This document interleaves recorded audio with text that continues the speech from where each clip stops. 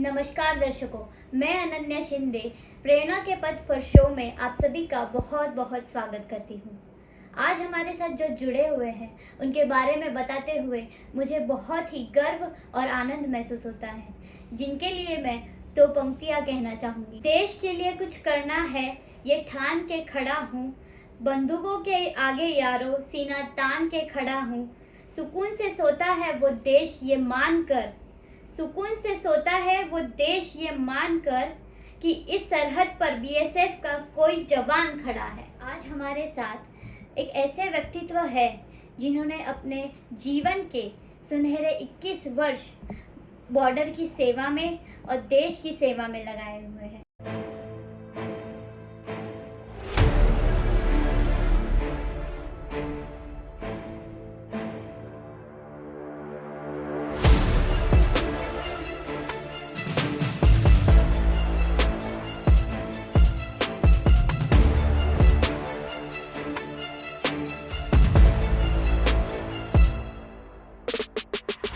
हम बात कर रहे हैं कुशल भाई जीवलू भाई वाडू की। नमस्कार सर। नमस्कार। मेरा पहला प्रश्न आपसे ये है कि आपने बहुत कठिन परिस्थितियों में देश की सेवा की है।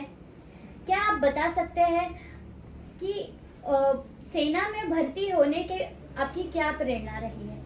सबसे पहले तो आपको मैं नमस्कार और दीपावली की शुभकामनाएं। आपको भी बहुत बहुत शुभकामनाएं। और करता हूँ कि मेरा जीवन मैं बहुत बचपन से गरीबी से निकला हूँ और एक देश के लिए मेरा एक भाव था कि मैं एक सैनिक बनूं, देश की सेवा करूं। ये मेरे पढ़ते पढ़ते एक मैं गुरुजी से सीखा और वो गुरुजी मेरे लायंस क्लब प्रेसिडेंट थे चिमन भाई गांधी से मिली। और बचपन से ही मेरे को एक था कि मैं देश की सेवा करूं, आगे बढ़ूं और देशभक्ति मेरे में थी। वो देशभक्ति मैंने दिखाई जी। और आगे यही सोचता हूँ कि देश के साथ साथ मैं देश के जवानों को और मेरे यहाँ के इस इलाके के कपराड़ा वासियों को कि इस वलसाड़ के आदिवासी विस्तार में हर एक जवानों को प्रेरणा देता हूँ कि देश की भागीदारी में आपका योगदान हो, आगे बढ़े और देश सेवा के लिए आप जाइए। आप सेना से जब जुड़े तब किन कठिनाइयों का आपको सामना करना पड़ा और बॉर्डर की तब उस समय पर क्या स्थिति रही थी? मैं जब 1990 में भर्ती होने के बाद घर से निकला तो किसी गांव वाले को या माँ बाप को किसी को बताया नहीं कि मैं बीएसएफ में ज्वाइन हो गया, भर्ती हो गया हूँ और ट्रेनिंग में जा रहा हूँ।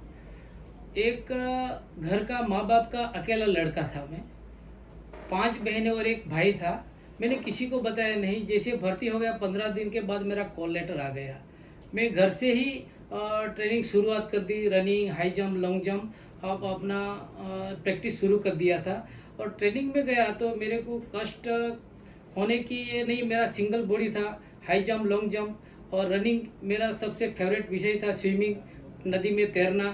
तो मेरे को ऐसी कोई तकलीफ नहीं हुई।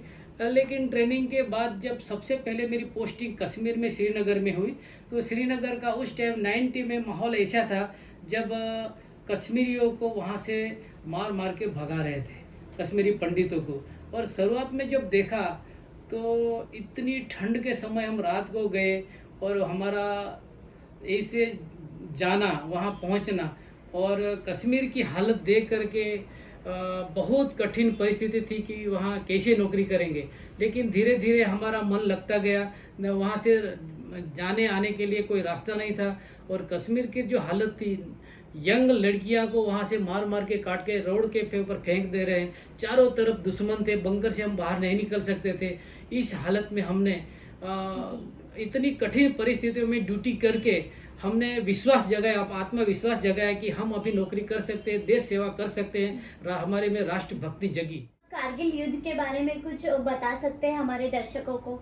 हम कारगिल युद्ध के समय हम श्रीनगर से 300 किलोमीटर दूर छैनी कुंड में हमारी यूनिट तैनात थी और एकदम कारगिल में ही थे। वहाँ से 10-12 किलोमीटर कारगिल था, हमारा बॉर्डर पे हम थे।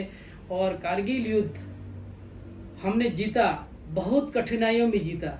सबसे पहले हमारा एक गाय भैंस चराने वाला चरवाहा सीमा पे गाय भैंस चराने गया था उन्होंने खबर दी आर्मी के कमांडर को कि पाकिस्तान के कोई रेंजर और वहाँ से आ रहे हैं और बंकर बना रहे हैं। वो खबर लेकर के हमारे आर्मी के जवानों को खबर दी। हमारे आर्मी के जवानों ने पेट्रोलिंग भेजी। पेट्रोलिंग के दौरान हमारी पेट्रोलिंग निकल गई और वहाँ से हमारे कुछ कमांडर और आर्मी का कैप्टन कालिया जो शहीद हो गए। फिर भी हमारे जवानों ने फाइट दी और कारगिल युद्ध इस परिस्थिति में हुआ कि वो लोग टाइगर हिल पे पहले चढ़ गए थे, हमारे जवान नीचे थे, लेकिन फिर भी बलिदान के साथ मरते मरते भी हमारे जवान टाइगर हिल पर हमने कब्जा कर लिया। और कब्जा करने के बाद हमने जो पाकिस्तान को जो युद्ध में परास्त करना था हमने करके रहे। और जो बहुत उनके शहीद जवान हुए, नुकसान भी हुए, हमारे नुकसान कुछ हुए, फिर भी हमने जो विजय हासिल करनी थी हमने विजय हासिल की कारगिल के ऊपर। जी सर, ये सुनते हमें बहुत ही गर्व महसूस होता है कि हम आपके साथ आपका अनुभव सुन रहे हैं। कारगिल युद्ध के दौरान स्थिति बहुत ही गंभीर थी, तो आप जो आपके साथ के जो सैनिक भाई थे उनके बीच का क्या माहौल था? उनके बीच का उस टाइम युद्ध के समय सारे जवान ज़्यादातर बंकर में रहते थे, एक दूसरे का कोई कम्युनिकेशन नहीं था। लेकिन हमारे कमांडर दिल खोल करके बाहर में निकलते थे कि बोलते थे कि कोई किसी को डरने की ज़रूरत नहीं है। और हमारा जो कमांडर हमें विश्वास दिलाते थे कि हम युद्ध जीतना है और जीतना है, हम आपके साथ हैं, कोई डरने की ज़रूरत नहीं है। हमारे जवानों का हौसला बुलंद था, युद्ध में हौसले से हम लड़े और हौसले से हम जीत हासिल की। हमारी देश की सेना ही इतने बहादुरी की तरीके से हमारे देशवासियों के लिए काम कर सकती है और हमें हमेशा से ही हमारी देश की सेना पर गर्व रहेगा। आपने जब इन कठिनाइयों को देखा तो आपके मन में कभी ऐसा सवाल आया कि ये मुझसे कैसे होगा या फिर इसका सामना मैं किस तरीके से करूँगा? हमने फोर्स में जाने के लिए एकदम दृढ़ निश्चय कर लिया था कि हमने चाहे मरेंगे तो देश के लिए मरेंगे और जान भी देना पड़े तो हमें कोई अफसोस नहीं होगा, हम शहीद हो जाएंगे खुशी से, हम हंसते हंसते मरेंगे, फिर भी हम झुकेंगे नहीं, देश के लिए हम लड़ते रहेंगे, हम बलिदान देकर ही आएंगे देश के लिए, लेकिन हम वापस घर जाएंगे नहीं। आपने जैसे कहा कि आप एक संस्था के लिए काम कर रहे हैं, आप आपकी संस्था के बारे में बताइए और इस संस्था में जुड़ने का किस तरीके से आपको विचार आया, ये बताइए। ये संस्था में एक्सपेरिमेंट एसोसिएशन का संगठन बनाने का एक ही उद्देश्य है कि हम जब यूनिट में थे या नौकरी करते थे, बॉर्डर पे थे, तो हमारा वहाँ एक परिवार हम रहते थे। जैसे घर परिवार छोड़ के गए तो वहाँ भी हमारा परिवार था। अभी रिटायरमेंट के बाद एक एक गांव में एक एक जवान रहता है, ना किसी से कांटेक्ट है, ना किसी से हम दुख में इकट्ठा हो सकते हैं, ना सुख में जा सकते हैं, किसी से हम खबर अंतर नहीं ले सकते। कोई जवान कहाँ पड़ा है, उसको कुछ पेंशन मिल रहा है या नहीं मिल रहा है, और उसके कोई पता नहीं, उसका परिवार कहाँ है, माँ बाप कहाँ है। जो जवान शहीद हो गया तो उसके वाइफ को पेंशन मिल रहा है नहीं, बच्चे कहाँ हैं, उसके बारे में हमने सोचा कि एक हम यहाँ संगठन बनाएंगे, संगठन बना कर के उसकी हर दुख तकलीफ में हम भागीदार बनेंगे। भागीदार हम गांव-गांव जाकर, सुविधा नहीं मिल रही है, किसी को बच्चे को कपड़े नहीं है, जो जवान शहीद हो गया उसको ना तो शहीदी का दर्जा है। तो हम लोग ये संगठन बनाने के बाद जब हमारा जवान शहीद हो जाता है तो हम लोग 50-100 जवान जा कर के उसको सलामी देते हैं, गार्ड ऑफ ऑनर देते हैं और सरकार से तिरंगा और उसके गार्ड मंगवाते हैं। गार्ड के साथ शमशान यात्रा के लिए शमशान खर्च भी मंगवाते हैं। और नहीं अगर वहाँ सरकार दे पाई तो हम जवान इकट्ठा करके भी उसको मान सम्मान तिरंगा से लपेट करके एक खूब इज्जत के साथ उसकी शमशान यात्रा ले जाते हैं। और ऐसे संदेश है जैसे कि उसको जो सरकार दे या नहीं दे, लेकिन हमारे जवान इकट्ठा होकर के हम उसको सम्मान दे पाते हैं। जी सर, ये आपका बहुत ही नेक विचार है कि आपने रिटायरमेंट के बाद भी आपके सैनिक मित्र परिवार का विचार किया है और उनके लिए सोचा है।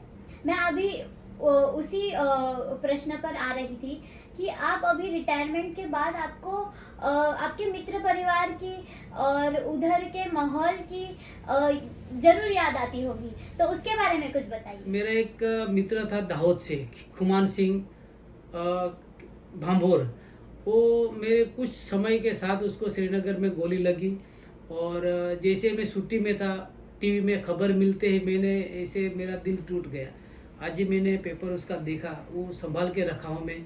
वो मेरे दोस्त का, कश्मीर में उसको एक लड़की ने गोली मारी पिस्टल से।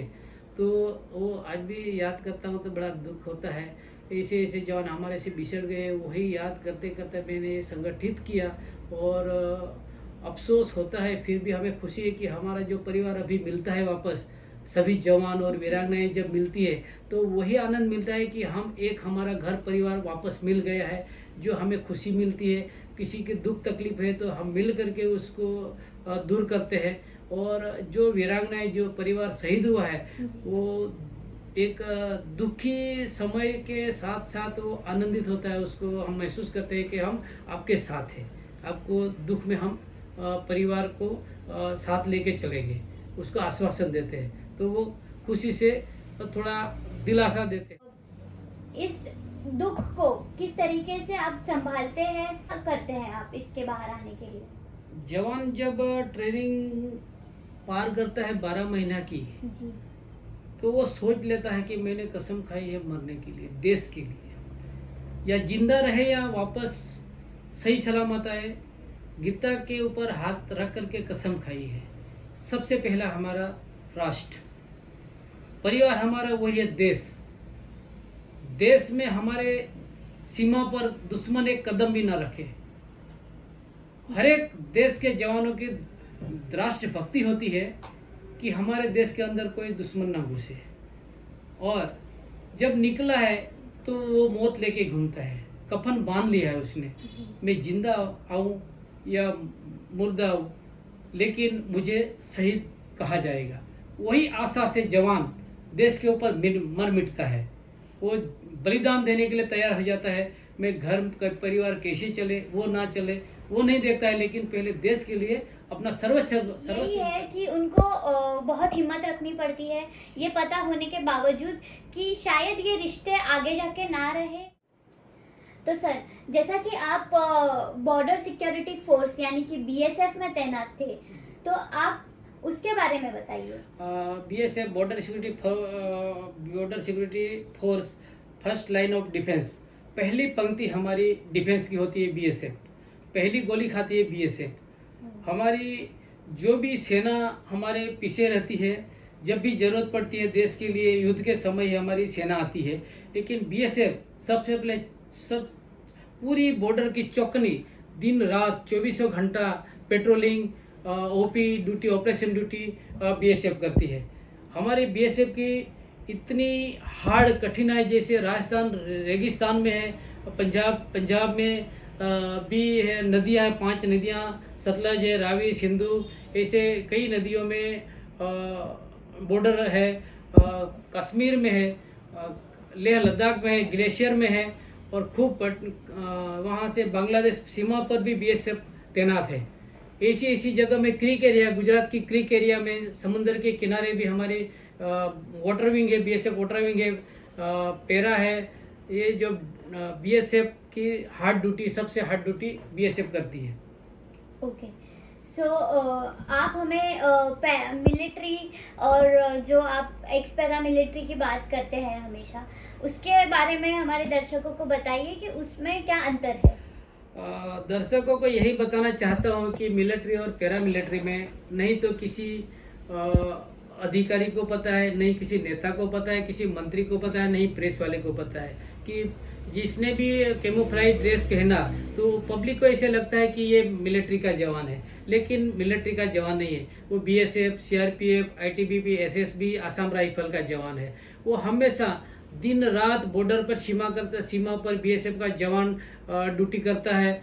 एसएसबी बर्मा बॉर्डर पे है। सीआरपीएफ देश की आंतरिक ड्यूटी है, जहाँ भी दंगा फसाद है, बाढ़ आता है, आप कुदरती आपदा में सीआरपीएफ ड्यूटी करते हैं। एनडीआरएफ है हमारी, और आईटीबीपी है, हमारी जो चाइना बॉर्डर पे सबसे ग्लेशियर हिम हिम किंग के लिए कहा जाता है, जो 24 घंटा ग्लेशियर में तूफानों के साथ लड़ते रहते हैं। और जो CISF है, हमारी आंतरिक ड्यूटी में जो औद्योगिक क्षेत्र है, हवाई अड्डा की सुरक्षा करते हैं। जहाँ भी संसद की ड्यूटी है, हमारी पैरामिलिट्री की आती है और राष्ट्रपति के अंदर मिलिट्री के आना पड़ता है।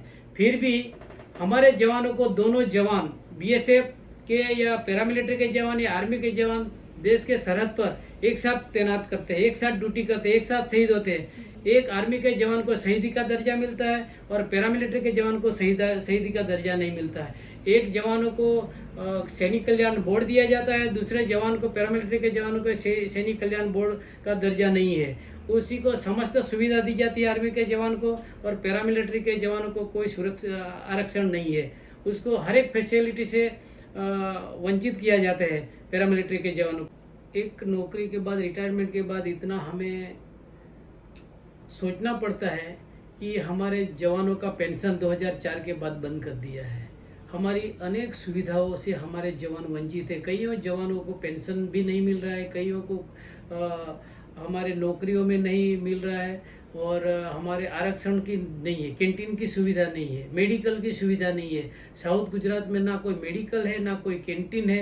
हर एक सुविधा से हमें वंचित किया जाता है। तो सरकार सोचे कि आर्मी के जवान और पैरामिलिट्री के जवान एक साथ ड्यूटी कर रहे हैं, तो इतना अंतर नहीं होना चाहिए। हम देशवासियों को और देश के तमाम अच्छे अधिकारियों से निवेदन करता हूं कि ये पैरामिलिट्री के जवानों को जो मान सम्मान सुविधा मिलना चाहिए वो मिलना चाहिए।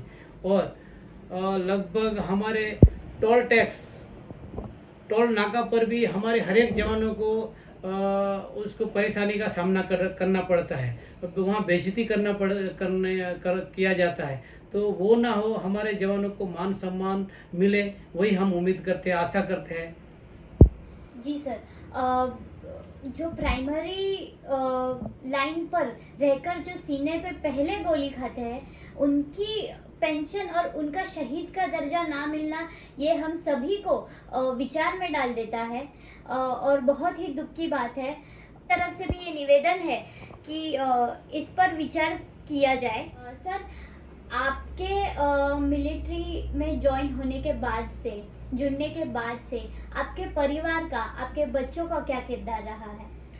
मैं BSF में जुड़ने के बाद शादी मेरी हुई। शादी के बाद में 9 महीने में मैंने ट्रेनिंग ज्वाइन की, और घर परिवार में अकेला था, 5 बहनें थी, उनको छोड़ करके मैं चला गया। फिर भी मैं भी खुश था और मेरे परिवार वाले भी खुश थे कि देश की सेवा करने के लिए यह जाना चाहिए। हमें बहुत खुशी थी। मैं गांव का नाम रोशन करूंगा, परिवार का नाम रोशन करूंगा, मेरे तालुका का नाम रोशन करूंगा।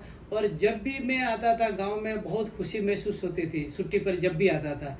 और ऐसे ही मैं होश से खुशी से मैंने पूरे 21 साल कब बीत गए हमें पता ही नहीं लगा। मजा आई। फिर भी घर का थोड़ा समस्या रहता था, क्योंकि 12 महीना 15 महीना तक छुट्टी नहीं मिलती थी। छुट्टी के दौरान 2 महीने में हमें बहुत से कामकाज करने पड़े, पारिवारिक संबंध भी, परिवार के साथ, बच्चों के साथ, माता पिता के साथ, और अनेक समस्या, ऑफिसों में चक्कर लगाना पड़ता है। तो वही समस्या से जूझते थे। फिर भी हमें आनंद था कि मैं एक फौजी हूँ, देश का सैनिक हूँ, देश की सुरक्षा कर रहा हूँ। बहुत गर्व की बात है कि मुझे एक सैनिक बनने का मौका मिला। जी, ये तो सच बात है कि सेना पर रहते हुए कहीं ना कहीं हमें फैमिली की सपोर्ट की बहुत ज़रूरत होती है, और जब फैमिली मोटिवेटिंग हो तो हमें और हिम्मत मिल जाती है देश के लिए, हमारी सेना के लिए और हमारे देशवासियों के लिए काम करने की। सर, आपके 21 साल के कार्यकाल में एज अ सैनिक आपके जीवन में क्या बदलाव आया? मेरे बदलाव इतना ही हुआ कि मैं डिसिप्लिन सीखा फोर्स में रहते हुए।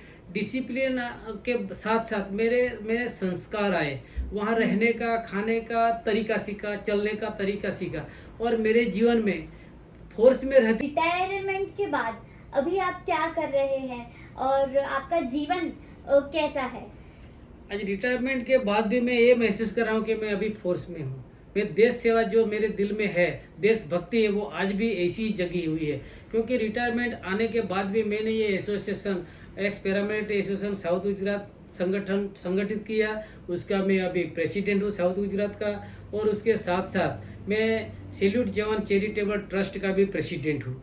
और मैं सेवा जब तक जीऊँगा तब तक मैं करता रहूँगा, क्योंकि मेरे में जो देशभक्ति है वो हमेशा रहेगी। जीऊँगा मरूँगा तब तक देशभक्ति रहेगी। मेरे में जो प्रेम है, देश के लिए स्नेह है, वो रहेगा। आपके 21 वर्ष के बतौर सैनिक के कार्यकाल से और रिटायरमेंट के बाद एक समाज सेवक के अनुभव से आप हमारे दर्शकों को, हमारी युवा पीढ़ी को और हमारे देशवासियों को क्या संदेश देना चाहेंगे? मैं देशवासी को यही संदेश देना चाहता हूँ कि आज देश अनेक समस्या से जूझ रहा है। देश में जातिवाद, राजनीतिवाद, धार्मिकतावाद को दूर करते हुए हम देश को एकत्रित करना है, और ये समस्या को अकेले हम नहीं कर सकते। सभी को मिल करके ये समस्या दूर करेंगे तभी हमारा देश महान बन सकता है। जी, और ये बहुत ही उम्दा बात कही है आपने। जब तक हम जातिवाद को खत्म नहीं कर देते तब तक हमारा देश एक नहीं होगा, आगे बढ़ नहीं सकता, आगे नहीं बढ़ सकता। और जो निचली जातियों को दबाने का जो प्रयास किया जाता है उसको खत्म करके हम सभी को आगे बढ़ना है, तभी हमारा देश विकसित देश बनेगा और तभी हमारा देश आगे बढ़ पाएगा। जी सर, आपसे मिलकर, आपसे बातें कर कर, आपका अनुभव जानकर हमें बहुत बहुत अच्छा लगा, हमें बहुत जानकारियाँ मिली। मैं आपका बहुत बहुत धन्यवाद करना चाहूँगी। Thank you. जय हिंद, जय भारत। जय हिंद, जय भारत।